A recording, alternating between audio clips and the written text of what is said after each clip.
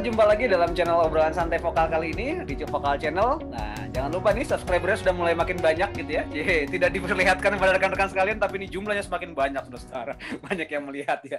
Kali ini kita kedatangan tamu jauh-jauh ya. Ini udah di sini sudah malam, di sana baru pagi kayaknya ya di sana gitu. Ya ada kawan kita Riman sama Saragi di Samuel Hariman ya berarti ya. Ya sekarang lagi ada di mana nih, Man? Di Cornell University di Ithaca, New York, Bang. Waduh, jauh sekali ya. Kita terpisah oleh jarak hampir 12 jam. 12 jam ya berarti sekarang ya bedanya. 12 jam, betul. Wow, di sana baru pagi nih, baru menikmatikan kopi berarti. Yoi. Oke.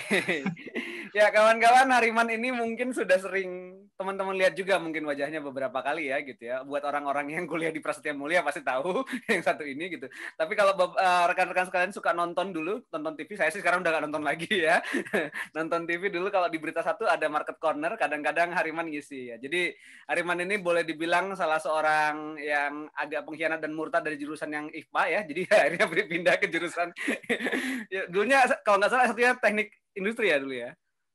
Ya, MRI sebenarnya, Manajemen Rekayasa Industri, Oh, Bang. masih ya. Oh, ternyata tidak terlalu pindah-pindah amat ya. Jadi sekarang concern di manajemen bisnis dan juga terutama riset pasar kayaknya ya, seperti itu. Dan ya, menarik. Nah, kita sering dengar komentar dan opininya Hariman soal terutama ekonomi di tengah gaya-gaya hidup yang baru ya, anak-anak muda zaman sekarang gitu ya, sudah memberikan tren-tren yang baru. Dan salah satu yang cukup ngetren juga kemarin risetnya soal industri musik. Saya kalau nggak salah pernah ingat juga soal ini ya, soal medisi tur medis ya kalau nggak salah dulu pernah juga itu. Ya, waduh saya kayak punya keterlaluan gitu. Kita langsung tanya orangnya aja sekarang di sini. Oke, Hariman, kalau boleh ditanya sebenarnya yang digelutin sekarang minat dari kecil atau enggak sih? Yang digelutin sekarang minat dari kecil bisa dibilang gitu sih, Bang. Soalnya memang dari kecil kan kesukaannya musik ya. Oh ya. Cuman dari dulu sebenarnya pengen ngambil sekolah musik nggak bisa gitu. Diarahinnya ke ITB terus karena bokap ITB, nyokap ITB, bokap elektro, nyokap matematik. Jadi anaknya ya digiring ke ITB lah. Padahal dulu mau masuk seni rupa, cuman ya masih sedarah lah sama musik kan. Cuman nggak bisa juga. Jadi ya udahlah pilih yang paling sosial, yaitu industri. Oke. Gitu. Tapi ya itu memang ini ya salah satu proudnya rekan-rekan yang di kampus Ganesha mungkin ya, putra-putri terbaik bangsa kita. Gitu. Jadi ya memang harus ngambil ini. Tapi memang dari kecil memang suka seni sebenarnya kalau boleh dibilang. Iya, musik lah secara khusus ya Bang ya. Karena nggak tahu kenapa mungkin dari dulu juga mainan kan dikasihnya cuma gitar sama organ. Jadi dulu mau punya PlayStation nggak dikasih, mau punya apa? Dulu punyanya Sega doang kalau teman-teman mungkin inget dulu Sega tuh kelasnya di bawah PS ya. Zaman dulu sebelum ada PS.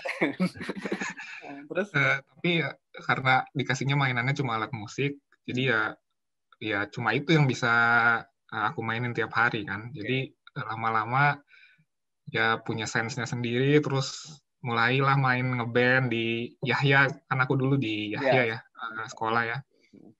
Ya sampai semua alat musik tuh, gitar, piano, bass, keyboard, drum, semua dimainin. Ya gitu sampai dari kecil lah, dari dilesin organ juga sekitar kelas 2 SD atau 1 SD, lupa, sampai sekitar SMA, SMP berhenti. Tapi musik jalan terus sampai S1 beres. Sampai S1 beres lah. Itu berapa tahun tuh? Berapa belas tahun mungkin main musik. Gitu ya. Ya memang ini Hariman kayaknya contoh kreatif anak Bandung ya. Emang suka musik dan dunia kreatif kayaknya. Iya.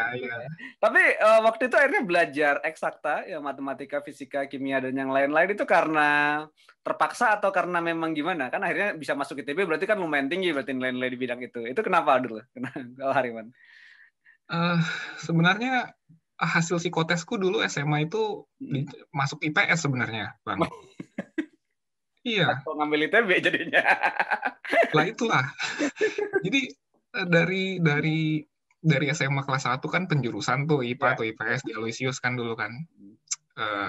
Sebenarnya di Aloysius itu aku termasuk yang ranking 5 besar lah dari belakang. Gitu. Karena IPA ya, karena IPA masuk masuk IPA tuh bukan karena pengen, tapi karena diminta oleh bos. Karena masuk IPA kan biar bisa masuk ITB kan. Ya, Kalau masuk IPS kan susah masuk ITB. Kayaknya cuma bisa SBM waktu itu IPS ya, mungkin. Ya, SBM juga bukan lewat SMPTN kan, biasanya nggak ini kan ya. Iya, dia ujian sendiri kan. USM kalau nggak salah waktu itu namanya ya. Ya, jadi kelas 2, kelas 3 SMA itu struggle lah sebenarnya. Wah, struggle sih. Itu kimia aku tuh dulu apa kelas 2 SMA kalau nggak salah, itu 60 nilai untuk lulusnya. Dan itu kayaknya karena kebaikan kebaikan gurunya waktu itu. Harusnya aku nggak dapat 60, harusnya tuh di bawah dan harusnya aku nggak naik kelas. Ya, tapi ya akhirnya, waduh jadi ingat masa lalu ya. Ya akhirnya cobain lah masuk tes ITB karena kan disuruh kan. Jadi nggak cuma ITB waktu itu disuruh tes ITB, Telkom kalau nggak salah tes juga. Unpar pernah cobain tes nggak ya? UPH pernah dapat beasiswa musik. Nah itu aku ingat. Pernah dapat beasiswa musik. Tapi membandingkan biaya kuliah UPH musik dengan ITB, kan jauh sekali ya bedanya ya. Jadi ya ujung-ujungnya ya singkat cerita ITB coba 2 kali tuh ujian sendiri bukan SNMPTN. Karena apa ya, SNMPTN itu kan sangat super selektif ya, satu Indonesia tuh nyobain lewat situ. Jadi waktu itu nyobain USM karena diminta juga disuruh, ya udah cobain SNMPTN. Itu ada yang lucu tuh sebenarnya. Ini agak panjang, sedikit cerita ya. Santai. Jadi USM itu kan ada psikotes. Betul. Di mana kita disuruh gambar pohon. Ingat nggak Bang kalau suruh gambar pohon, ada daun, ada buah gitu kan. Kelapa bukan pohon. Iya. Nah, waktu itu aku disuruh gambar pohon tuh gambarnya beneran pohon yang mungkin pada umumnya lah. Ada batang, daun-daun, buah-buah. Tapi pas disuruh ngasih nama, aku ngasih namanya pohon pengetahuan tentang yang baik dan yang jahat. Anda Kristianis sekali. Jadi kayaknya sejak itu otomatis ini aku nggak keterima kan. Kayaknya aku kemungkinan besar aku nggak keterima USM 1 karena ini orang kayaknya nggak waras deh ya. Masa gambar pohon pengetahuan tentang yang baik dan yang jahat. Jadi akhirnya ya nggak keterima. USM 2 coba lagi. Waktu itu udah mulai disesuaikan lah strateginya. Oke lah, kita coba lebih mainstream lah cara pikirnya. Nggak usah yang anti mainstream banget. Akhirnya ya cobain USM lagi. Dan waktu itu orang tua sempat sedih kan. USM 1 nggak keterima tuh orang tua sempat sedih. Jadi udahlah, untuk mereka seneng aja lah kita kerjain ini USM. Udah akhirnya masuk. Ya udah masuklah FTI waktu itu namanya. Sekarang kayaknya masih di Fakultas Teknologi Industri. Karena kan jurusan sekarang di ini ya, baru di semester berikutnya ya, bukan di semester awal. Jadi keterima di fakultas kalau sekarang. Iya, tahun kedua kan baru dijurusin kan. Betul. Ya, tadi sekedar buat pendengar kita yang umum tadi ya. Tadi Hariman masuk pohon pengetahuan yang baik dan jahat, unik sekali itu. tidak ini. Ya, itu memang jawaban yang agak unik sih. Tapi oke. Tapi kalau Hariman ngelihat nggak sih sebenarnya kayaknya memang mungkin ini pandangan orang tua dari zaman dulu ya, mungkin di kita ya, kalau bidang-bidang IPA misalnya kayak teknik industri, kayak ya informatika dan yang lain-lain, kayaknya mungkin dianggap lebih menjanjikan atau gimana? Atau memang waktu itu frame-nya memang begitu, atau karena ITB proud-nya waktu itu? Kalau yang Hariman rasain sendiri? Dua-duanya kali ya, Bang. Ya. Jadi itu proud ITB dari bokap nyokap, terus dilihat waktu itu kayaknya pekerjaan engineering tuh masih menjanjikan gitu. Terutama angkatanku dulu kayaknya yang paling menjanjikan tuh minyak ya, sebelum krisis 2015 mungkin itu. Minyak, terus engineering lah. Kan kalau di Indonesia pabrik-pabrik itu semen, pupuk, itu kan secara kesejahteraan mungkin ya orang bilang ya, itu masih relatif terjamin. Jadi waktu itu sama sekali nggak kepikiran yang lain, misalnya kayak toh ada Unpad yang fakultas-fakultas sosial atau ekonomi atau HI atau gitu, nggak ada kepikiran sama sekali memang manajemen. Aku. Nah waktu itu nggak diambil sama sekali. waktu itu kayaknya kalau nggak salah Unpar ngambil manajemen deh. Oke. Gitu. Tes doang. Tapi di Telkom bukan manajemen. Waktu itu Telkom tuh kan bagus IT ya. Jadi ngambilnya ID ya. IT Telkom waktu itu. Kalau nggak salah keterima, cuman nunggu ITB akhirnya nggak diambil. Ya, ya. Itu ITB Proud-nya yang main berarti. Oke. Jadi emang ini ya, memang ya dalam tanda petik sebenarnya agak terpaksa juga ya masuk eksaktanya ya gitu ya. Agak Ya. emang dikondisikan karena melihat karir masa depan akan lebih cerah di sana gitu. Tapi lu sendiri Iya. ngerasa nggak sih sebenarnya kalau itu beneran ngaruh sekarang atau gimana? Setelah lu lihat sekarang, setelah berkarir dan setelah melakukan kerjaan-kerjaan yang banyak hal seperti yang dilakukan sekarang, ngajar juga, kamu akhirnya ngelihat bahwa memang benar jurusan-jurusan eksakta itu masih lebih bonafit daripada yang lain kalau sekarang ngelihatnya? Enggak. Setelah aku lulus ya.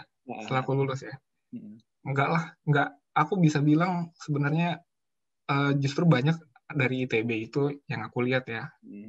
Menkes kita tuh kan teknik kan? Yang sekarang ya, Bapak Budi Iya Sadikin. kan? Betul. Pak Budi Sadikin teknik, cuman jadi Menteri Kesehatan. Dia nggak ada background kesehatan. Terus ada menteri satu lagi, alumni ITB juga tuh, aku lupa menteri apa ya, selain Pak Budi. Ini PUPR bukan ya? ITB ya? Bukan ya? Nanti saya cek lagi. Itu lupa. Udah lama nggak ngecek nama menteri soalnya. Kalau nggak salah ada 2 deh sekarang setelah reshuffle kemarin. Aku nggak tahu, mungkin aku salah ya. Tapi ya intinya menurutku kayaknya banyak anak ITB yang beralih dari jurusannya terus jadi expert di bidangnya sekarang gitu. Jadi dari dulu tuh aku udah punya feeling bahwa jurusan tuh boleh apa aja gitu. Tapi kalau udah kerja belum tentu jurusan itu bakal kepake gitu. Iya. Tapi kan ya kita nggak memungkiri lah, maksudnya kayak di kampus seperti ITB dan juga kampus-kampus besar lain kan ada koneksi, ada jaringan, ada pembelajaran yang kita alami yang walaupun tidak persis soal akademisnya ya, karena kayaknya yang beneran dipakai beneran akademis biasanya yang lebih profesi ya kayaknya, kayak mungkin kedokteran itu juga mereka juga belajar lagi pas di rumah sakit dan ini. Kalau yang lain-lain kayaknya banyak kan memang akhirnya harus belajar di lapangan, tapi kan pengalaman di kampusnya mungkin ya yang jadi ini dan juga berjejaring mungkin gitu. Ya kali ya, begitu kali ya. Iya, setuju. Jadi memang pengalaman di kampusnya itu yang harus dibanyakin sih kalau menurut aku ya. Jadi organisasinya, kemudian koneksinya, itu kayaknya jauh lebih penting sih kalau aku boleh bisa ngomong ya.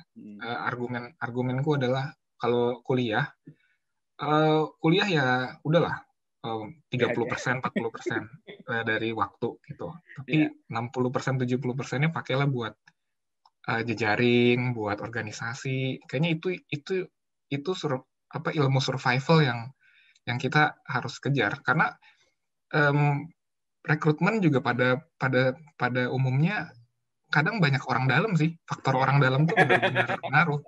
Dan kalau lu punya koneksi orang dalam ya dari orang ITB ya banyak lah. Pasti akan selalu membawa sesama Ganesha masuk ya.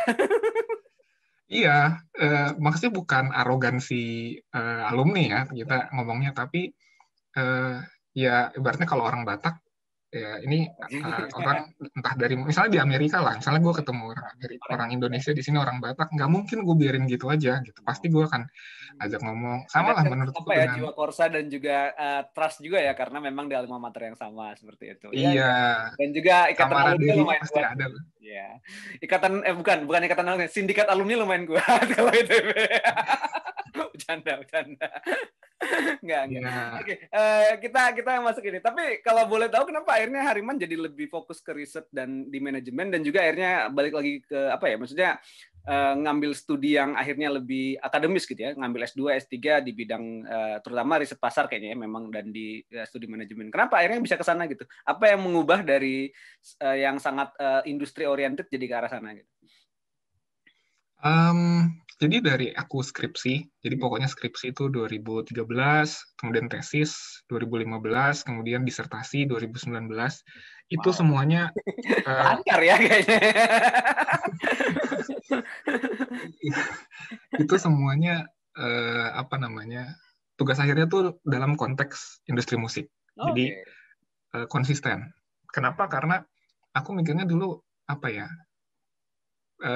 nggak mau ngerjain sesuatu yang nggak passionate. Gitu. Jadi konsep boleh dari manajemen, dari operation, dari manajemen secara umum lah.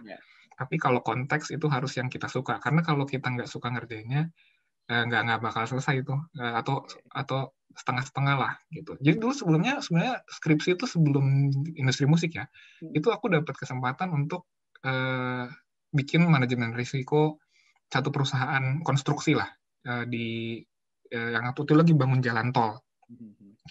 Nah, udah dapat kesempatan itu cuma tahan seminggu, abis itu udah nggak kuat. Gitu. Nggak suka dunianya emang.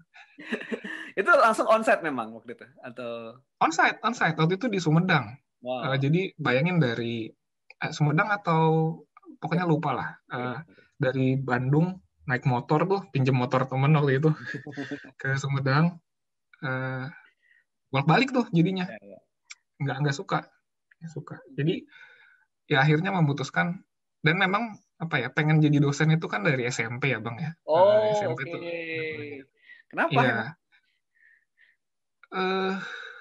Kenapa ya? Karena mungkin ngelihat figur guru waktu itu ya. Jadi ada guru matematika waktu itu yang udah almarhum, sekarang aku lupa lagi namanya siapa. Di Yahya ini berarti ya? Dia ya guru matematika. Jadi aku lihat dia sebagai sosok yang inspiratif gitu. Dan waktu itu buku teksnya juga ada penulisnya tuh PhD gitu, aku lupa juga namanya, SMP tuh.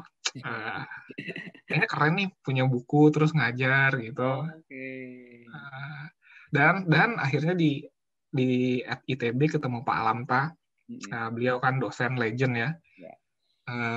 Secara keilmuan kita tidak ragu lagi dengan beliau, dan secara di luar pendidikan beliau juga sosok yang jadi inspirasi buat mahasiswa. Makin dalam waktu itu mau jadi dosen tuh pengen jadi dosen akhirnya. Ya udah. Gitu. Oke. Nah, lanjut tadi ceritanya gimana? Setelah itu memang pengen jadi dosen, terus akhirnya jadi waktu S1 langsung mengarah ke sana ya. Jadi udah pengen memang ya, udah mau mengarahkan diri untuk riset yang lebih kontinu dan itu berarti.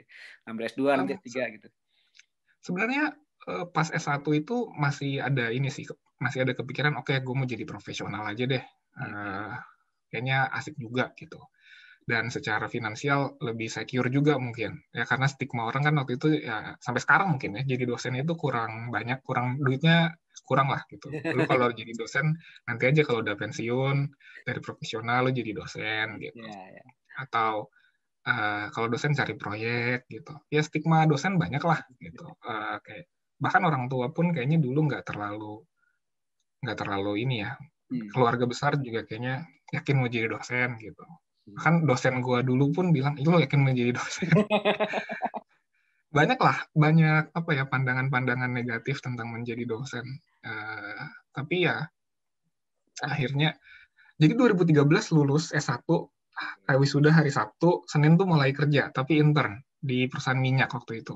Sempat kerja di luar berarti ya, sempat kerja bukan di kampus berarti ya, sempat. Bukan, sempat di sekarang namanya PHE kalau nggak salah ya. Dulu namanya Sinok. Dulu ikut intern di situ, project. Jadi tahu lah. Seenggaknya gue tahu, kerja tuh kayak gini, kerja di company kayak gini. Terus kerja di situ, pindah lagi ke perusahaan lain, pindah 2 kali lah. Habis itu resign. Dan waktu itu resign dari perusahaan terakhir, itu nggak ada pegangan. Jadi beneran resign yang nggak ada kerjaan lagi, jadi nganggur waktu itu.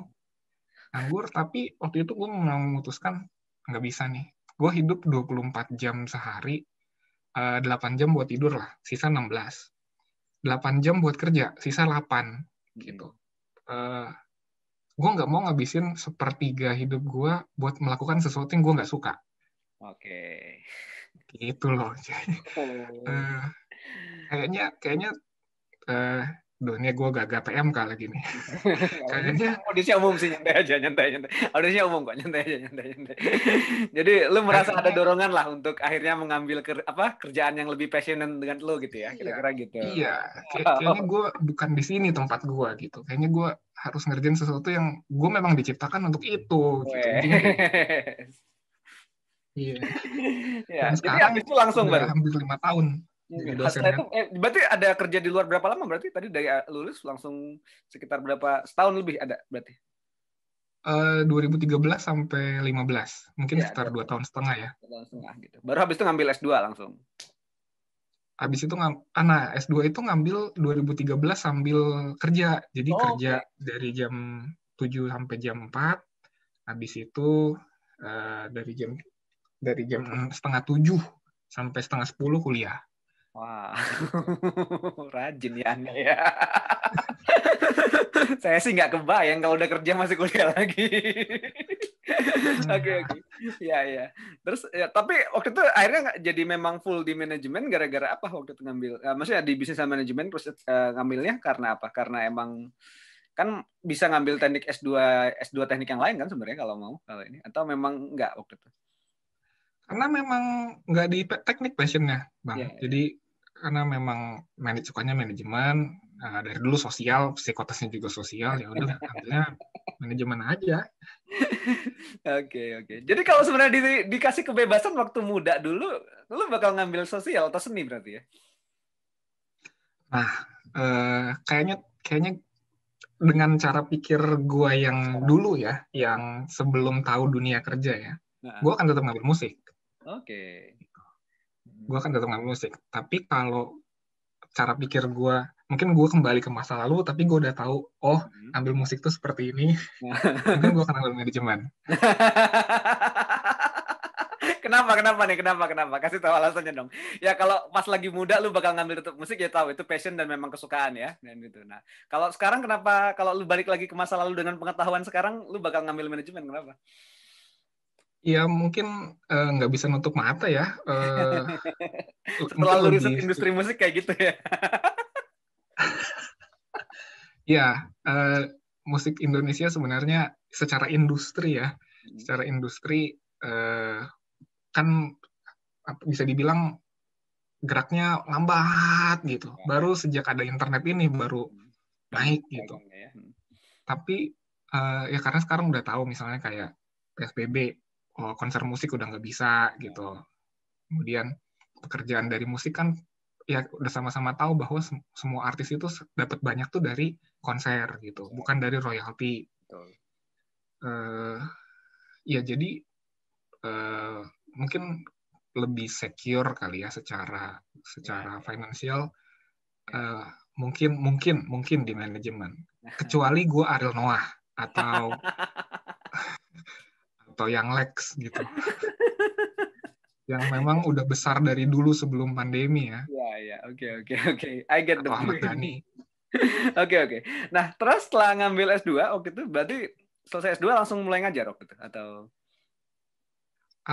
Jadi lulus S2 tuh 2015 April kalau nggak salah. Nggak langsung ngajar. Jadi masih kerja dulu sampai 2015 Desember, di mana Desember memutuskan resign. Jadi Januari Februari tuh nggak ada kerjaan dan ya udah stres di situ. Nah itu quarter life crisis tuh beneran di situ. Quarter life crisis. Iya, Iya. itu real lah. Iya betul. Jadi waktu itu 2015 usia aku kan 25 ya. 25 betul. Quarter life banget tuh. Jadi beneran Januari nggak ada kerjaan, Februari nggak ada kerjaan, Maret dipanggil tuh. Februari lah dipanggil supaya Maret akhirnya masuk UPH waktu itu. Oh, ngajar di UPH. Ngajar mulai di UPH. Dan disitulah pertama kali jadi dosen. Sampai sekarang. Dan itu hari pertamanya gimana? Maksudnya itu memang lu jadi excited banget nggak waktu pas jadi dosen pas keterima? Atau memang karena ya udahlah daripada nggak ada kerjaan lagi? Excited dua-duanya. Jadi ya nggak bisa dipungkiri, dua bulan nganggur tuh nggak enak. Ya, Dan akhirnya dapat kerja waktu itu emang seneng karena gue akhirnya jadi dosen, dan kedua akhirnya gue dapet pemasukan lagi. Tapi waktu itu ini nggak, maksudnya lu ada ngerasa, karena kan itu kan di usia 25 gitu kan, terus juga quarter life lu bilang tadi, terus juga karena lu udah ambil S2, masa nganggur dan something gitu ya, ada perasaan bertambah nggak sih kalau gitu? Krisisnya itu kayak separah apa sih yang Hariman rasakan waktu itu? krisis ini ya, 20 quarter life crisis-nya ya. Eh beneran ini sih, stressful banget lah. Jadi gue nggak cerita waktu itu sama Bonyok. Gue pokoknya resign, jadi nggak cerita. Jadi Tapi pokoknya masih tinggal dengan bareng kan waktu itu? Masih tinggal bareng. enggak, gue di Jakarta, Oke. mereka di Bandung. Hmm. Jadi gue nggak minta sama sekali kayak uang apa bulanan ke mereka. Pokoknya gimana gue survive, nggak punya duit, nggak punya Sendirian. pemasukan dengan tabungan kemarin gitu. Terus. Intinya kayak gitu. Jadi stressful, dan waktu itu 2015 tuh gue ketemu bini gue yang sekarang kan. Jadi Oke. eh, dia waktu itu udah kerja juga, terus gue resign dan gak ada kerjaan, itu kan pressure-nya gimana ya? Itu Kalau ditolongin malah makin sakit hati ya. malah sakit hati itu. Itu kayaknya udah pride gender, itu gender pride kalau itu. Oke. Tapi ya uh, dan di poin itu juga kayaknya gue bilang ke bini gue bahwa gue mau jadi dosen. Kalau lu nggak pengen nikah sama dosen karena segala sentimen negatif orang tentang dosen, ya udah kita nggak usah lanjut. Gue bilang kayak gitu. Nantang. Jadi, nah, ya agak-agak straightforward lah gue bilang gitu. Kalau lu nggak bisa hidup dengan profesi dosen, ya udah selesai aja gitu. Waktu itu gue bilang gitu. Waktu itu masih pacaran kan. Tapi gue jelas, prinsip gue waktu itu jelas bahwa gue mau mengerjakan sesuatu yang memang kayaknya gue ditempatkan di situ, talent gue di situ, gue nggak akan menjadikan hal lain jadi prioritas gue selain ini saat itu. Padahal gue yakin kalau lu ditinggal itu bakal sedih gak sih? Mungkin sedih. Tapi Okay. waktu itu gue kayaknya sebegitunya ya, se-strict itu kayaknya Sudah titik, sama udah sampai prinsip. udah nothing tulus lah ya. Ya udahlah gitu, udah gitu ya. Iya, nothing tulus, gue nothing tulus. Gitu. Oke. Ya akhirnya memang untungnya bisa ini ya, bisa ngajar. Dan gimana pengalaman ngajar itu asik nggak sih buat lu sendiri selama ngajar? Asik gue, asik tuh maksudnya bukan kayak ketemu mahasiswa excited gitu ya, kayak kayak kayak gimana gitu, tapi lebih kepada gue enjoy sharing gitu, karena yang gue suka dari ngajar kan sharingnya ya. Gitu. Jadi gue di kelas juga sebenarnya bukan yang kayak mungkin kayak dosen-dosen, mungkin gue dulu di ITB banyak yang ibaratnya ini ada papan tulis, gue ambil gayung, nih makan semua ilmu nih gitu kan. Tapi gue bukan tipe yang satu arah gitu, gue lebih tipenya yang ngajak ngobrol, yang challenge mereka, karena ujung-ujungnya kan once kita udah lulus bukan tentang seberapa jago kita teori sama konsep kan, tapi gimana kita bisa convince orang, negosiasi sama orang, ngobrol, itu kayaknya lebih penting. Ya. Gitu sih. Oke.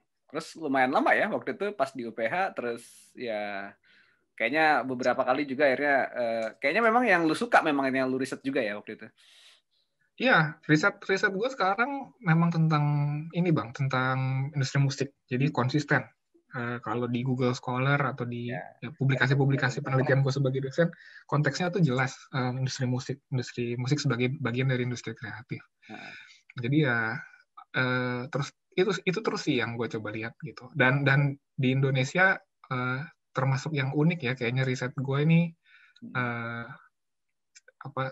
melihat industri musik bukan dari perspektif musikologis seperti dosen-dosen musik pada umumnya, tapi melihatnya dari perspektif manajemen gitu. Jadi angle-nya beda. Dan ya yang gue senang adalah nanti kalau gue udah wafat gitu ya, legacy gue tuh jelas gitu, bahwa gue ini ada melihat industri musik dari perspektif manajemen, dan nanti orang mungkin bisa baca gitu. Oke. Nah, itu konsisten, banyak hampir nggak ada ya di Indonesia berarti ya. Kayaknya cuma lu kayaknya ya, yang kalau selama ini konsen nulis itu. Karena kan rata yang lain kebanyakan dari pengamat musik ya, dari konteks yang seniman atau ini kebanyakan.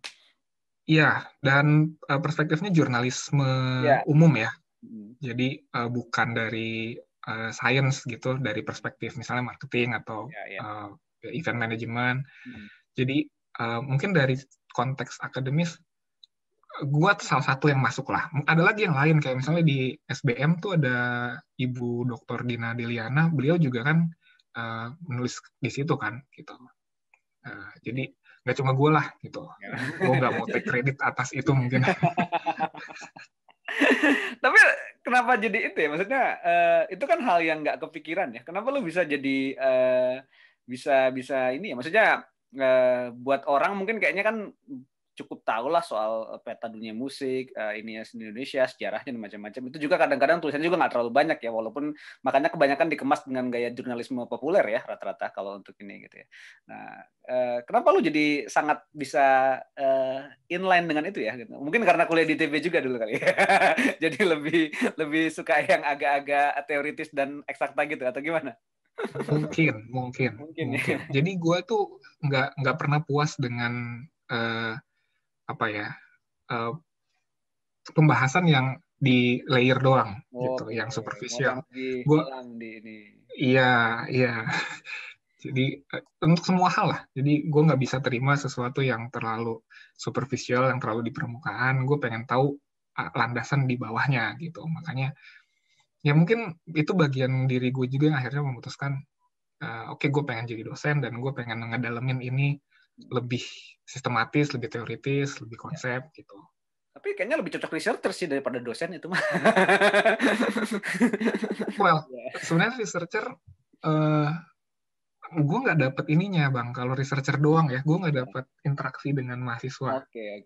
Itu yang gue kehilangan. Lu butuh ini ya. Jadi untuk dapetin semakin memperdalam daya pandang dan daya analisisnya butuh juga diskusi dengan orang dan juga mentransferkan itu ya yang lu udah ketahui sekarang untuk disampaikan. Oke, ya. Iya. Mungkin gue ngelihatnya kalau secara kasar gue bisa bilang jadi researcher itu mungkin gue memuaskan curiosity gue sendiri ya. Tapi dengan jadi dosen lu tahu dampaknya, lu udah curious dan lu udah publish, lu bisa share ke orang lain dan dengan harapan mereka bisa lebih jago dari lu lagi gitu. Oke. Terus kenapa harus sampai ngambil S3 nih? Oke. Kalau S3 itu sebenarnya karena peraturan pemerintah sih bahwa dosen itu kan S3 kan. Kayaknya sebenarnya akademik lu tuh gara-gara ini semua ya, gara-gara keteru ini ya. Cuma S2-nya kayaknya yang beneran mau diambil, tapi kalau S1 sampai S3-nya itu karena keterpaksaan belaka kayaknya. Ya, regulasinya Kementerian Pendidikan kita kan jelas ya waktu itu dosen tuh S3 gitu. Inline, dan harus inline dengan dan harus inline. Sekarang kalau mau jadi profesor juga harus inline kan. Jadi S1-nya apa, S2-nya apa, S3-nya apa. Gitu. Ada persyaratan itulah. Dan kredensial ya, kayaknya orang tetap butuh kredensial PhD gitu atau doktor untuk di-recognize jadi scholar, jadi dosen. Gitu. Ya udah nggak apa-apa. Ya gue ambil akhirnya. Jadi tiga-tiganya di ITB waktu itu ya berarti? S1-nya di... Oh, S1 ITB, S3 ITB, S2 gue di BINUS, deket kantor waktu itu. Itu cuma 15 menit naik Kopaja kalau nggak salah ya, atau Metro Mini waktu itu. Iya. Sengaja. Oke. Nah, dan ini ya, maksudnya ini cerita lu berarti kan Ariman memang dari awal memang sebenarnya pengen ya, dan sudah tahu passionnya di mana gitu kan, dan kelihatan memang suka mengajar dan suka juga meneliti permasalahan itu dengan mendalam ya, dengan ini. Jadi kayaknya ke sana gitu kan.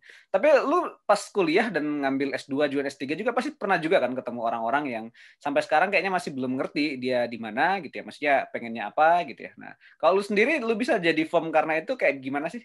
Dan yang lu bandingin juga dengan teman-teman yang mungkin masih belum firm juga dengan apa yang dia mau ambil. Kalau menurut lu gimana? Oke. Mungkin kalau dari perspektif umum ya, gue sih pakainya frameworknya Ikigai orang Jepang. Oke, betul. Ya, mungkin abang juga udah familiar dengan itu ya. Ada vision, ada passion, ada profession, satu lagi apa gitu, gue lupa. Teman-teman yang nonton bisa googling kali Ikigai itu apa. Jadi menurut gue balance antara empat itu akan membuat kita bisa sadar sih bahwa oh kayaknya gue lebih ke arah sini deh. Itu. Dan itu framework yang gue rasa cukup general dan gue sering sharing ke mahasiswa gue yang masih lucu-lucu gitu ya, semester 1 atau bahkan semester 7 pun gue masih suka cerita ke mereka. Itu salah satu yang bisa nganterin kita sih tentang tentang keseimbangan di hidup ya. Apa yang Gue sukanya kamu impikan, apa yang orang lain butuhkan, apa yang kamu bagus lakukan untuk kerjakan, dan apa yang ini ya, apa yang menghasilkan. Ada iya, kompensasinya buat dirimu sendiri gitu ya. Jadi iya, emang katanya yang beneran Ikigai itu yang di tengah-tengah semuanya ya. Kita tidak bisa hanya ini memuaskan orang tanpa dapat ini ya gitu. Dia menarik sih ya. Itu satu konsep. Mungkin teman-teman nanti boleh googling juga ya. Itu salah satu konsep yang sangat klasik di Jepang, walaupun sudah akhirnya diterjemahkan dalam diagram yang lebih modern ya oleh pakar-pakar manajemen gitu. Itu menarik sekali untuk diangkat gitu. Ya, dan Hariman salah satu orang yang percaya dan memakai itu ya, berarti untuk menentukan ininya dia. Baik sekali. Okay. Bang Basari kayaknya mau nongol dulu. Apa nih Bang? Ada yang mau ditanya dulu nggak? Atau sebelum kita masuk ke ini cerita lanjutnya Hariman nih. Tapi sok aja kalau Abang mau ada pertanyaan dulu nggak apa-apa. Nggak ada sih. Aku senang aja enjoy dengar kalian ngobrol, asik banget. Oh udah. Aku Gitu. mau tanya sih sebenarnya, ada pertanyaan ini sih, receh sih sebenarnya pertanyaannya buat Hariman. Man, gimana di Amerika, Man, hidupnya? Enak nggak, Man? Sekarang. Enak tuh definisinya apa dulu nih Bang? Karena gini, Man, kan aku perhatiin ini beberapa temen yang dari dia dulu kuliah di Bandung, gitu ya, di ITB kebanyakan sih memang, dan akhirnya mereka dapat kesempatan untuk sekolah di luar nih. Nah, itu pada nggak mau pulang, gitu. Itu memang apa karena di sana kehidupannya memang kualitas hidupnya jauh lebih baik, atau memang juga pemerintahnya di sana memang lebih peduli dan care terhadap penyediaan fasilitas publik misalnya atau apa gitu. Dan kayak misalnya kan di sana kan ada asuransi untuk masyarakatnya gitu. Nah, apa itu yang bikin orang tuh nggak pulang gitu loh. Jadi aku kadang-kadang mikir nih kayaknya lebih enak di sana ya daripada di Indonesia. Kira aku gitu sih. Gimana menurutmu? Yang Ya kau itu rasain aku sih, setuju. Aku setuju bahwa di sini rapi ya fasilitas publik, mulai dari air bersih, mulai dari tata kota, jalan bolong kayaknya gue perhatiin di sini nggak ada, banjir juga nggak ada, apa tadi social security gitu. Kemudian apa mungkin secara ekonomi ya tentunya di sini kurs di sini kan lebih tinggi ya. Ya. Jadi gue setuju sih kalau pada bilang seperti itu. Dan kalau dilihat dari perspektif itu memang di sini jauh lebih nyaman daripada di Indonesia. Jadi nggak salah sebenarnya teman-teman itu nggak mau pulang ya. Jadi aku kadang-kadang mikir, kok nggak mau pulang lah ini kayak kawanmu dulu siapa? Si Lydia Utami itu temanmu kan? Iya, iya, Nah, iya. terus dia kan kemarin itu kan dia habis S2, dia bilang, aku pulang lah Bang ke Indonesia habis S2, aku janji, dia bilang gitu kan. Karena waktu dia mau berangkat memang kita ada ketemu sebentar, kita bikin apa kayak semacam farewell gitulah ya. Nah, terus aku inget lah itu dia mau ini sidang tesis kan, gitu biar sidang tesis dia pulang memang Indonesia, kami ketemu sempat. Begitu dia, aku pulang lagi Bang ke sana karena mau S3 dia bilang gitu kan. Dan ya itu bukan sesuatu yang salah. Mungkin ini juga buat apa ya? Mungkin ini buat kita, maksudnya di Indonesia nih, jadi kita bisa melihat bahwa kehidupan di sana, kenapa orang pengen yang ke sana berlomba-lomba, karena itu memang terkait dengan kualitas hidup ya, peningkatan ininya ya, kehidupannya gitu. Iya. Sih. Yang aku mau tanya itu dulu, Man. Lanjut tuh. Oke. Ariman sendiri ini nggak bisa ngelihat satu hal nggak sih, maksudnya apa sih ciri yang lu dapetin kalau sehingga akhirnya lu bisa apa ya, semacam kayaknya lu ngerti banget sih jadi gue kayaknya bakal di ini ya, kalau tadi pakai kamusnya IKG tadi kan berarti kan kamu memang bagus dalam ini dalam menganalisis masalah dan juga men-sharingkan pengetahuan ke orang lain gitu ya. Nah, tapi ini harus kita cross check juga ya ke mahasiswanya ya. Nanti mahasiswanya bilang iya atau enggak. Tapi oke, saya yakin lah Hariman tuh kelihatannya cukup bisa mengantarkan cerita seperti tadi gitu. Tapi ini sebenarnya terbilang jarang nggak sih kalau di komunitas atau di anak-anak muda zaman sekarang gitu, orang yang punya kedalaman berpikir dan suka mengajar dan bakal jadi dosen gitu. Kira-kira itu cukup banyak nggak sih kalau dari yang lu selama bergaul dulu pas masih muda, Orang yang ini ya, yang suka ngajar gitu, terus yang suka ngajar mikir dengan gitu. berpikir mendalam, tipe-tipe kayak dirimu lah yang bakal cocok jadi dosen. Kan ada juga sebenarnya orang yang jadi dosen bukan gara-gara pengen jadi dosen kan, karena memang ada yang menunggu waktu dulu atau ngambil kesempatan lebih baik tapi jadi dosen dulu gitu kan. Tapi kalau dirimu kan kayaknya pengen banget jadi dosen kayaknya gitu. Nah, kalau menurut lu sendiri gimana? Lu bisa ngeliat ini jarang atau banyak sih sebenarnya kalau di komunitas dan di selama ini yang pernah lu bergaul ya? Jarang sih kalau gue bilang ya. Karena ya seperti yang Abang bilang, menurut gue jadi dosen itu tanggung jawabnya nggak cuma ngajarnya, tapi di balik ngajar itu kan ada waktu yang habis buat baca jurnal, buat bikin materi, buat mikir tentang ini. Karena dosen itu kan jangan cuma ambil materi di Google, masukin PowerPoint, habis itu lempar gitu. Tapi nilai tambah seorang dosen adalah ya lu bikin penelitian, lu bikin kontribusi ke keilmuan itu, dan lu bisa sharing, dan lu menambah khazanah keilmuan itu gitu kan. Nah itu yang jadi paket itu yang harus ada gitu. Dan kayaknya di zaman gue dulu waktu masih muda itu nggak banyak gitu. Ada cuman nggak banyak. Gitu. Gue kenal orang-orang yang seperti itu, tapi ya kehitung jari mungkin menurut gue ya. Gitu. Dan kadang-kadang orang-orang seperti itu juga akhirnya dalam tanda petik mungkin terpaksa turun gunung gitu ya, harus masuk ke industri atau harus masuk ke kebijakan gitu dan ngambil itu. Menurut lu bakal itu juga nggak sih? Kalau misalnya lu diajak untuk masuk ngambil dalam kebijakan atau dalam ngambil keputusan gitu kan, kalau sebagai dosen kan cuma mengamati, meneliti dan memberikan rekomendasi lah ya, dan menginspirasi orang lah kira-kira begitu. Tapi kalau lu sendiri diajak untuk jadi pengambil keputusan, lu tertarik nggak? Ya, kalau misalnya sebagai tenaga ahli misalnya kayak gitu ya, diundang, kemudian diminta rekomendasi, ya gue sih fine-fine aja. Terutama kalau misalnya di ekonomi kreatif, karena kan domain gue di situ. Gitu. Jadi ya akan sangat senang. Jadi mereka kan berarti pakai pendekatannya industri, pemerintah, sama akademisi kan. Dimana menurut gue itu ideal kan. Gitu. Kalau bisa sampai seperti itu sih ya senang banget. Gitu. Ya walaupun itu cuma tahap satu dari sekian ribu tahapan lain mungkin ya. Tapi lu nggak tertarik untuk langsung jadi pelaku bisnis atau jadi pengambil keputusan di pemerintahan? Nggak sih, gue masih dosen tuh di dalam hati gitu ya. Gue selalu bilang sama bini gue mau mati sebagai dosen. Gitu. Gue mau mati sebagai pengajar.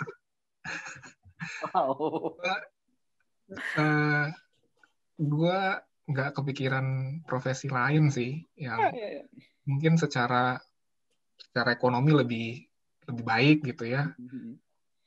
Tapi enggak lah. Ya, dosen kan sangat dalam bahasa dosen kan sangat scalable. Maksudnya dosen kan sangat terprediksi lah, Pak. Ya pasti nggak akan lebih dari segini lah bisa gitu kan. Udah kebayang lah ya gitu. Maksudnya gitu. Nggak pengen lebih gitu. Emang kamu nggak punya kebutuhan kan? Apalagi di zaman sekarang. Aku tambahin dulu.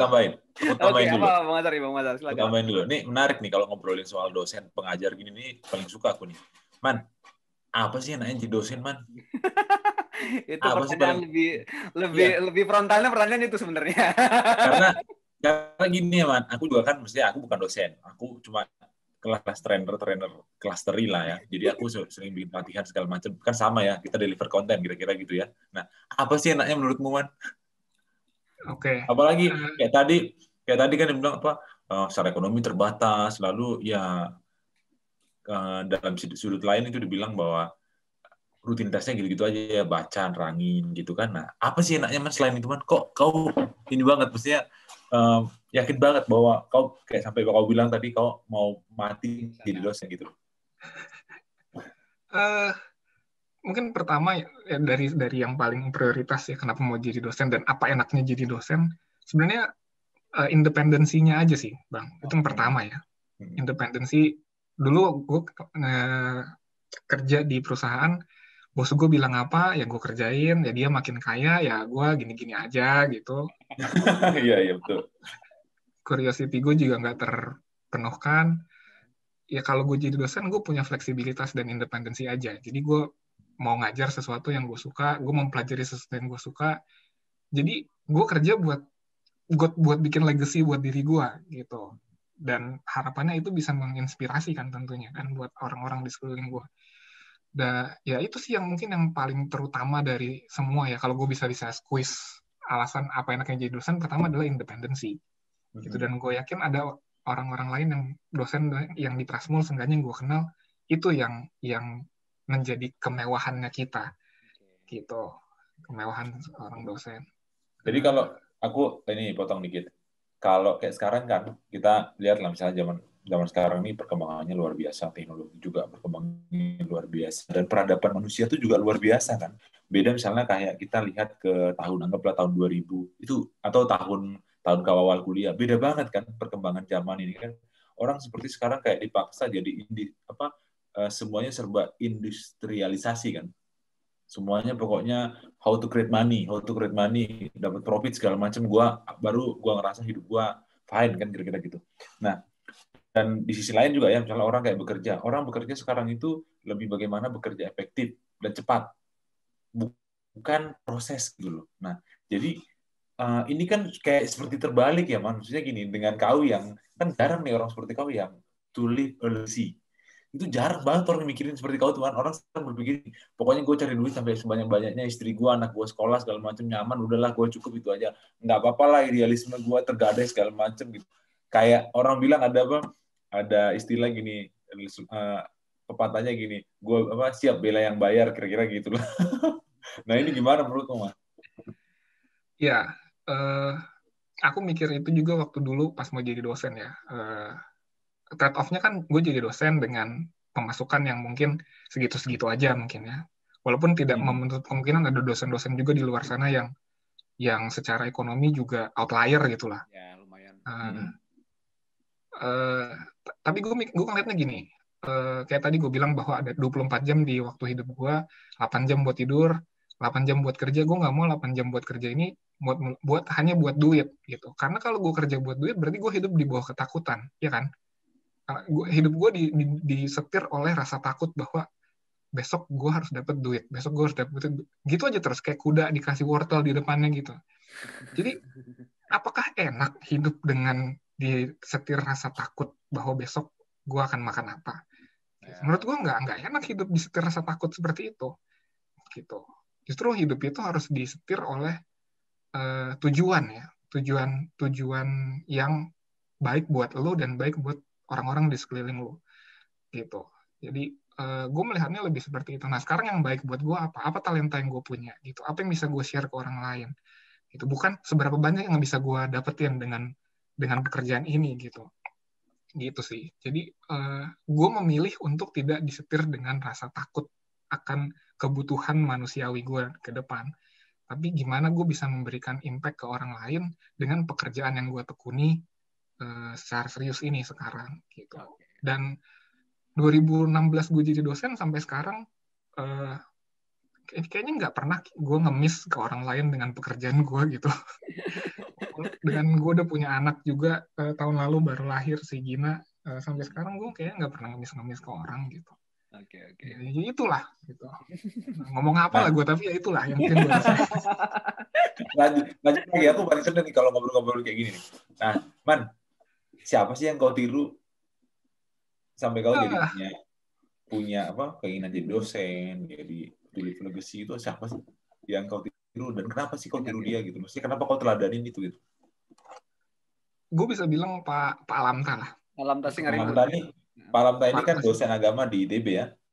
Dosen fisika, Bang. Dosen fisika. Oh, dosen fisika ya? Oh iya. Singaribut FMIPA IB ITB, salah satu legenda. Oh, dosen. Aku kira dosen ini agama. Dia kan dulu sempat bantuin Bu Doroti kalau nggak salah ya? Ya, beliau juga ngajar agama. Iya. Kenapa coba ceritain, Man? Ya itu karena gimana ya? Pak Alamta waktu itu ke kampus naik mobil yang kayaknya berapa puluh tahun lalu itu, kayaknya mobil itu masih ada sampai sekarang. Mobil apa aku lupa lah. Terus pembawaannya sederhana gitu. Terus aku pernah email waktu itu ke dia tentang studi lanjut dan dia bales gitu.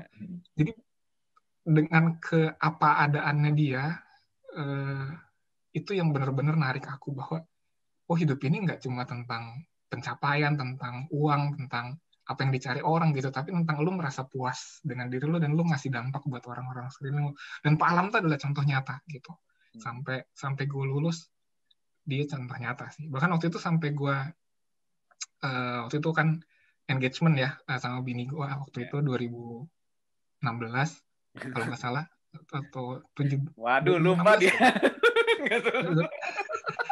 Sebelum bini gue mau aku pun lupa tanggal ulang tahun istriku. Alam tuh yang datang waktu itu memberkati gitu. Ya, jadi kalau ditanya satu sosok ya, mungkin gue bisa bilang Pak Alamta lah yang bikin gue pengen jadi dosen.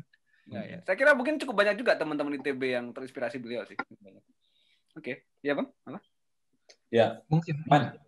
Iya, Pak Alamta kan memang kalau dengar dari teman-teman di ITB memang cukup banyak yang tahu beliau dan cukup banyak yang meneladani ya apa yang diinin Pak Alamta ya dalam kehidupannya sebagai dosen di ITB dan dalam kehidupan sehari-harinya juga. Nah, aku juga jadi keinget sebenarnya aku juga punya Bang PA yang seperti itu. Jadi kalau kau bilang tadi mobil mobilnya itu aja gitu ya. Jadi aku juga dulu kebayang man, aku punya Bang PA namanya Cornel Suambing. Ya, mantan. Dia ini man, ya. dia ini Direktur PTDI ya dulu. Yang dulu pas presidennya marketing PTDI. Kau kebayang nggak dia orang yang mobilnya itu aja man, mobilnya Expas dulu. Pokoknya dia udah pas presiden pun, padahal mobilnya masih itu aja. Terus rumahnya juga masih tinggal di rumah mertua yang rumah kayu gitu. Ini orang gila ya, luar biasa, sederhana banget gitu. Dan kadang aku pikir gini ya, gimana ya kita bisa punya passion seperti orang ini gitu loh. Oke. Jadi memang itu kayaknya sesuatu pelajaran hidup yang nggak ada habisnya ya untuk menemukan apa yang menjadi tujuan hidup kita ya. Dan bersyukur memang Hariman bisa menemukan, dia udah firm sekarang, dia menemukan tujuan hidupnya itu. Karena banyak orang sampai hari ini nggak tahu man. Ya. Mau jadi apa, mau ngapain panggilan hidupnya gitu. Jadi aku juga pikir gini, zaman sekarang ini kan orang juga banyak ya, misalnya kita tidak semua, tapi ada juga yang hidup itu karena korban gengsi, karena korban materi segala macam gitu. Jadi berlomba lah orang untuk memenuhi kebutuhan gengsinya itu dengan mengejar materi segala macam dan akhirnya ya memang tidak merasakan puas dalam hatinya, nggak fulfill kalau orang bilangnya. Nah, kalau kau kan berarti udah ngerasain gitu, enak banget lah ya berarti ya. Kau pengen nggak Dok kayak Hariman? Aku pengen sih Dok. Nggak Bang, pengen kaya Bang. Jadi bercanda. Tapi ya itu juga karena ada hal-hal yang memang udah disiapin dari kecil ini juga ya, maksudnya ada sesuatu yang udah Hariman juga dapetin pas lagi kuliah gitu ya, pas lagi mulai bekerja, dan juga dia udah ngalamin sendiri gitu. Dan untung juga partnernya memang cukup mendukung ya selama ini untuk hal-hal yang demikian gitu ya. Cukup menarik pengalamannya Hariman sebenarnya untuk dijadiin semacam alternatif lain ya sebenarnya dalam anak-anak muda untuk melihat masa depan seperti apa gitu. Tidak berarti harus lewat dengan cara yang ini. Apalagi sekarang sebenarnya risetnya Hariman juga banyak kan soal lifestyle anak muda sebenarnya, soal industri anak-anak muda sebenarnya gitu ya. Nah, kalau Hariman boleh ngasih mencarikan ini, karena kan gini kan, anak-anak muda zaman sekarang kalau lulus tuh pilihannya sekarang lebih banyak ya. Jadi bisa maksudnya bisa ke arah ini bisa jadi ngambil dia bikin usaha baru gitu ya, langsung entrepreneur gitu ya, yang kadang-kadang nggak berkaitan dengan mata kuliah yang diambil atau pelajaran yang diambil waktu itu. Terus juga bisa jadi dia langsung kerja ya secara profesional seperti yang klasik zaman dulu ya, orang masuk kerja kantoran dan yang lain-lain, atau kerja yang sekarang lebih fleksibel ya, kerja yang bisa di mana-mana, yang artinya bisa nggak ada jam kerjanya gitu dan tengah malam juga masih dihubungin gitu, bisa freelancer juga gitu kan, atau di kerja-kerja sosial pun sekarang sudah cukup banyak yang menjanjikan juga ya sebagai sociopreneur sekarang gitu. Nah, kalau Hariman ngelihatnya sekarang sebenarnya semacam tips mungkin buat anak-anak muda dalam menentukan karir dan dengan sekian banyak alternatif itu sebenarnya apa yang selama ini Hariman pelajari juga, terutama juga rekan-rekan yang aktif di industri-industri kreatif gitu ya, seperti musik, distro dan yang macam-macamnya, desain dan yang lain-lain. Nah, kalau Hariman lihat sendiri sebenarnya apa sih yang bisa disarankan buat anak-anak muda di tengah pilihan yang sekian banyak ini? Jadi buat anak-anak muda yang lagi menentukan karirnya ya Bang ya. Yeah. Ya selain dari ikigai ya, pertama menurut gue sih kayaknya lihat dulu itu, mereka lihat dulu, pelajari itu kan sederhana tuh tentang integrasi antara 4 aspek itu. Ya, betul. Dan mereka evaluasi, jadi tulis tuh, jadi ambil kertas, tulis, kayaknya gue di sini. Asumsinya mereka mungkin sudah kuliah lah, sudah ada di dalam jurusan yang entah mereka suka atau enggak, tapi nggak ada kata terlambat lah untuk kayaknya gue mau shifting deh, ini cuma buat degree aja S1, tapi nanti gue kayaknya habis dari sini mau ngejar yang ini gitu. Ya nggak apa-apa, tapi yang penting kalau mau di squeeze lagi, ikigai itu sebenarnya balance aja sih antara kita ini kayaknya bagusnya apa dan apa yang bisa kita kasih ke orang, tapi di saat bersamaan kita juga bisa dibayar gitu, seenggaknya untuk melakukan pekerjaan baik yang kita mau tuju itu gitu. Jadi menurutku kayaknya tipsnya nggak ada yang lain dari itu Karena sih. gini, beberapa anak-anak muda kadang-kadang gini kan, begitu lihat kesempatan ya ambil aja dulu gitu. Nggak usah mikir yang gimana-gimana lah, passionan lah gitu. Gitu. Tapi ada juga yang sangat-sangat ngejar passion gitu, sampai juga kadang-kadang nolak banyak kesempatan gitu ya, misalnya ngambil ini gitu. Ada kecenderungan begitu gitu. Tapi kan sekarang pilihannya banyak banget ya gitu. Apalagi orang tua juga udah mulai terbuka kan gitu ya. Kalau zaman dulu kan kalau kita lulus kuliah, misalnya lulus kuliah di ITB mahal-mahal lah katakan gitu, tapi tiba-tiba jadi jualan tas gitu kan, orang mikirnya waduh apaan ini gitu. Suka kayak gitu kan. Sekarang mungkin lebih maklum dan lebih diinin, tapi ya kalau lihat sendiri sebenarnya bagusan kayak gimana sih, ambil aja semua yang ada dulu atau gimana atau Kalau diminta trade off ya antara idealisme atau tuntutan ekonomi ya, itu menurutku nggak ada jawaban satu untuk semua sih. Jadi kembali ke kondisi situasi masing-masing aja. Itu kayak aku dulu ngambil di Sinok waktu itu ya karena memang aku waktu itu mikirnya nggak pengen langsung jadi dosen, memang pengen kerja dulu kan gitu. Dan ada kesempatan ya udah diambil gitu. Tapi kan akhirnya gue resign sendiri akhirnya milih idealisme gitu. Nah buat teman-teman yang mungkin ada tuntutan ekonomi misalnya gitu, ya menurutku bijak untuk bilang bahwa idealisme belakangan gitu. Ini ada tuntutan ekonomi dulu gitu. Tapi kalau nggak ada masalah dengan itu, kemudian mau idealis, ya silakan gitu. Masih muda ya. Tapi harus tahu trade off-nya ya, trade off dari milih ini sama milih ini, plus minusnya apa gitu. Tapi lihat kembali ke situasi diri gitu. Lo lagi di mana gitu, dan lo kira-kira ke depan mau seperti apa. Gitu sih mungkin. Nah kalau lihat sendiri di industri kreatif Indonesia sekarang sebenarnya peluangnya besar atau masih kalah jauh atau kayak gimana sih kalau yang lu lihat? Kalau memang dia rata-rata kan orang pengen di industri kreatif tuh kadang-kadang, apalagi pengen ini ya. Lu lihat sendiri gimana? Industri kreatif kan kalau pakai definisinya Backcraft sekarang sebenarnya udah nggak ada lagi Backcraft, tapi Backcraft dulu mengklasifikasikan industri kreatif tuh subsektor kreatif tuh ada 16. Ada fashion, kuliner, kriya, musik, TV, dan seterusnya. Dan kontribusi yang 3 terbesar tuh kalau nggak salah tekstil, kuliner, sama apa satu lagi lupa.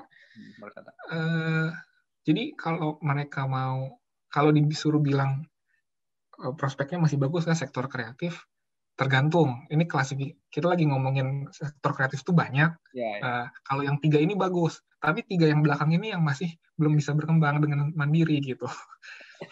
Jadi harus banyak-banyak harus banyak-banyak riset lagi, harus lihat lagi kira-kira secara mikro maupun secara makro ekonomi berkembang nggak ini. Jadi harus ekstra hati-hati sih. Karena sekarang sektor lagi kreatif kan bisa dibilang informal ya. Maksudnya kan sekarang tuh anak-anak muda apa-apa di startupin gitu kan, semua dijadiin startup gitu. Dan ya itu jadi tren, satu sih tren positif ya, karena anak-anak muda itu kan akhirnya tertantang untuk mulai usaha ya, entrepreneur, dan sesuatu yang dibutuhkan bangsa ini juga sebenarnya ya, untuk ada pengusaha-pengusaha kreatif di masa dari sejak muda gitu. Tapi ya di sisi lain juga kan kadang-kadang ya memang nggak berhasil ya, banyak yang mentok di sana gitu kan. Tapi juga mungkin juga sebentuk protes juga ya, karena dengan situasi yang sekarang, dengan cara kalau misalnya kerja kantoran biasa kayaknya susah memenuhi kebutuhan juga gitu. Lihatnya gimana? Ada tantangan yang lebih berat nggak sih buat anak-anak muda zaman sekarang, atau sebenarnya justru lebih banyak peluang? Menurut gue dengan adanya internet itu peluang semakin banyak gitu. Jadi kalau mereka memilih untuk jadi misalnya pengusaha, ya hopefully yang mereka lakukan bukan hanya untuk uang ya, lagi-lagi. Karena di Prastia Mulia juga saya berhadapan dengan mahasiswa-mahasiswa S1, S2 yang mau bikin startup gitu, dan mereka bahkan untuk bikin rencana bisnis aja butuh waktu sekian bulan gitu. Perhitungannya segala macam, risikonya.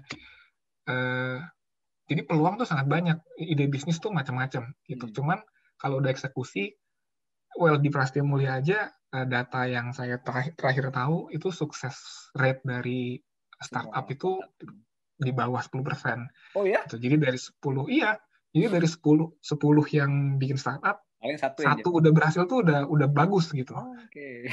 Gitu. Jadi peluang banyak. tinggal bagaimana kita mengemasnya dan kita konsisten di situ. Gitu. Karena ya itu tadi 10% tuh udah bagus. Kemungkinan startup berhasil tuh 10% bahkan kurang. Gitu. Wow, gitu ya. Iya. Jadi banyak yang gugur sebenarnya kalau dilihat per ini. Karena kan pertumbuhannya pesat gitu. Tapi kalau dilihat secara beberapa tahun mungkin lebih banyak yang gugur kayaknya berarti. Sejauh ini jauh lebih banyak.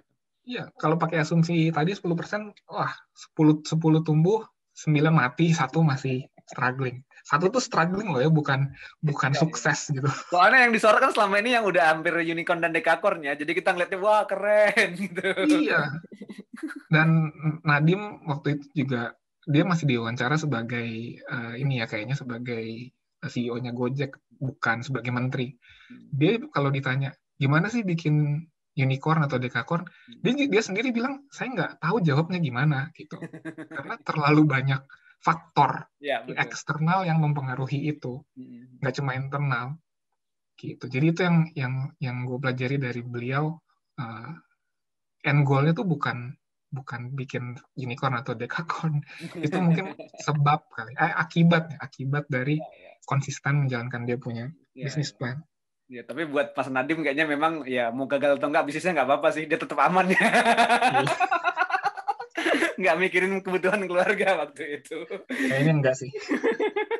Secara bapaknya itu yang mendidik Hotman Paris ya, kebayang ya. Iya. Ya itu memang privilege, tapi memang justru teman-teman yang punya privilege justru sayang sekali kalau nggak dimanfaatin ya privilege-nya itu ya gitu. Iya. Yang memang cukup baik untuk diidin. Itu tuh kita udah hampir sejam nih kayaknya nih ya. Ngobrolin sama Hariman nih selalu asik-asik aja. Ini. Udah sejam ya. Kalau boleh share sedikit deh, sekarang berarti sibuknya ngapain aja? Kalau sekarang berarti sekarang lagi di Cornell ya, di Cornell University. Ceritanya lagi sibuk apa aja berarti sekarang? Sekarang ya penelitian aja di sini, ngerjain project yang memang jadi tanggung jawab di sini. Kemudian ya belajar budaya di sini, lagi memikirkan lagi tentang hidup gitu, makna hidup gitu di sini. Lu berdua, maksudnya sama keluarga berarti di sana ya? Enggak, keluarga gue di Indonesia karena pandemi kan, gue takut bawa mereka. Iya. Udah berapa lama berarti di Cornell? Nyampe sini kan 2 Januari. Sekarang udah mau sebulan lewat ya, 1,5 bulan lah. Oke, bakal sampai ini ada penelitiannya lama berarti atau? April pulang, Bang. Okay. April 30 pulang. Mudah-mudahan ya. Di sana pandeminya gimana? New York agak ini ya, agak masih tinggi ya atau? Tinggi. New York termasuk yang tinggi juga. Okay. Di Ithaca kan kota kecil ya. Ithaca tuh case-nya masih ya ratusan lah gitu. Karena kota kecil. Tuh. Tapi New York City-nya yang gede. Ya, besar. Gitu. Nah, setelah pulang dan ini ada rencana lain nggak? Atau apa? Bakal tetap jadi dosen ya? Karena kan mau mati sebagai dosen tadi katanya. Iya. Atau ada rencana yang lebih ini? Atau mau nambah riset lagi? Atau mau gimana ceritanya? Ya, kalau pulang ya balik lagi ke tanggung jawab Tridharma lah. Pengajaran, penelitian, pengabdian masyarakat. Nggak aneh-aneh lah. Itu aja. Itu aja sih Bang, nggak ada rencana-rencana lain. Oke, nah kalau boleh share dikit nih, yang lu teliti sebenarnya apa sih dari sekian lama lu katanya konsisten di industri musik dan ini ya sebenarnya yang lu teliti itu ngapain aja sih, Man? Kasih dalam bahasa yang lebih umum lah, anak-anak yang jangan terlalu dosen tapi gitu bahasanya. Nah kalau boleh share gitu, sampai apa asiknya meneliti itu apa gitu dan kenapa lu meneliti itu kira-kira? Coba deh kira-kira. Oke. Terakhir gue bikin project penelitian tentang rantai nilai kreatif musik ya di Indonesia. Aduh, mulai dari ya. Jadi rantai nilai kreatif itu kan dari penciptaan sampai komersialisasi ini kan gitu. Jadi mencipta musik, kemudian jadi produk komersil. Yeah. Nah, kalau gue cari di Google atau cari di perpustakaan, sebenarnya yang justru melakukan penelitian di skop-skop kecil, misalnya penciptaan musik tahun 1945, misalnya kayak gitu. Itu tuh banyak justru dari luar, peneliti luar, gitu. Sampai ke ujung pun banyak dari luar. Tapi masih banyak area-area kosong, seperti misalnya musik tradisional yang nggak ke-expose dan tidak dituliskan. Gitu. Nah, gue mencoba salah satunya melihat proses penciptaan sampai distribusi sampai komersialisasi. Sekarang itu mekanismenya seperti apa di industri musik di Indonesia dan dulu tuh seperti apa. Sehingga nanti dokumentasi kita tentang industri musik di Indonesia dari hulu ke hilir komprehensif dengan berbagai angle, itulah yang jadi stream penelitian gua, Bang. Gitu. Luas sekali itu kayaknya. Cukup luas, iya. Semua genre berarti? Kenapa? Semua genre musik yang nggak spesifik sih. Jadi memang itu tadi yang gue ceritain cukup besar ya skopnya. Cuman otomatis nggak bisa gue kerjain semua, tapi gue ambil beberapa yang possible lah untuk gue kerjain gitu. Tapi nggak akan jauh dari domain itu. Iya. Berarti lu juga ini berarti yang udah pernah diteliti berarti kebanyakan musik populer ya, musik-musik pop dan ini berarti atau festival musik jazz terakhir, kemudian studio musik, kemudian kolaborasi di penciptaan musik, inovasi, gitu. Jadi nggak terbatas genre sih. Iya, betul. Kalau yang musik-musik daerah di ini juga? Maksudnya bukan musik daerah, maksudnya musik tradisional, musik lokal ya, musik lokal saat ini. Karena kalau kita ngeliat trennya kan di Indonesia, oke, kita punya tren musik yang unik ya gitu ya. Tapi kan di daerah-daerah ada tren lagu-lagu sendiri ya. Maksudnya orang-orang yang kadang-kadang bahasa daerah, kadang-kadang memang yang artis lokal di sana gitu. Itu di ini juga nggak sih? Di skup lu juga? Pengen ke sana, cuman belum kesampaian, Bang. Belum kesampaian. Ke sana. Ya, karena sekarang dengan internet kita bisa tahu juga ternyata even maksudnya di Jakarta dan seluruh Indonesia populer satu lagu gitu. Ternyata lagu populer di daerah ada sendiri ya, ada peminatnya sendiri. Ada anak-anak muda juga ada ternyata gitu, dan itu yang unik juga gitu. Baru kita akan akhirnya tahu setelah beberapa lagu booming gitu ya, dan akhirnya oh iya ini lagu daerah ini. Iya. Itu menarik sekali. Nah mungkin kapan-kapan bisa share lebih jauh, tapi memang kita nggak akan bahas jurnalnya tentang Tapi ini salah satu contoh yang unik, kawan-kawan. Dia punya spesifikasi yang Hariman memang sukai dari dulu ya, dunia musik gitu ya, dan juga akhirnya jadi profesinya. Tapi juga bukan cuma sekedar profesinya, dia bukan cuma melihat layer paling atasnya itu, tapi juga mencoba menggali lebih dalam lagi di sana dan jadi inspirasi buat orang-orang, jadi studi dan jadi ini juga. Tapi masih main musik Man sekarang? Jarang. Sejak pandemi juga main musik susah. Tapi kalau lagi sendirian gitu nggak suka main sendiri atau ini? Iya, kalau lagi sendiri misalnya lagi kebetulan ada gitar atau piano ya main gitu. Tapi nggak ini sendiri ya? Aja. Jarang dia. Jarang. Oke. Thank you banget ya udah sharing banyak sama kita channel Vokal kali ini. Bang Basar masih ada yang mau ditanya nggak? Ya, udah cukup. Thank you ya Man. Pokoknya terus berkarya untuk anak-anak muda dalam pendidikan, dan mudah-mudahan ini bisa jadi jadi inspirasi buat teman-teman yang nonton, dan bagus banget sih tetap konsisten di jalur passionnya ya. Gitu. Salam istri dan anak.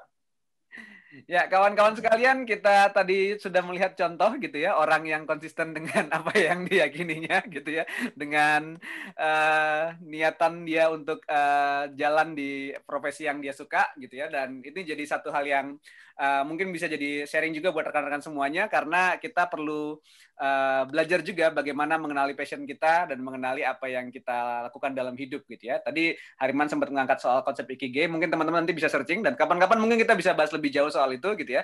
Satu hal yang mungkin konseptual dari hikmat tradisional Jepang, tapi sekarang udah sangat populer di dunia manajemen. Terima kasih Pak Hariman buat ininya, terima kasih buat gabung sama kita semua. Jangan lupa teman-teman untuk subscribe channel ini, karena makin banyak obrolan-obrolan lain gitu ya, bukan cuma dari dosen, tenang gitu ya. Kita tidak sedang membuat teman-teman mau jadi dosen gitu, tapi kita akan buat lebih banyak lagi tema-tema dan cerita-cerita hidup dari orang yang beragam gitu ya, dan jadi inspirasi buat kita semua. Jangan lupa untuk subscribe channel ini, nyalakan tombol notifikasinya, dan share juga ke teman-teman yang lain. Terima kasih buat obrolan kali ini. Sampai jumpa di obrolan berikutnya yang lebih menarik. Sampai jumpa semuanya.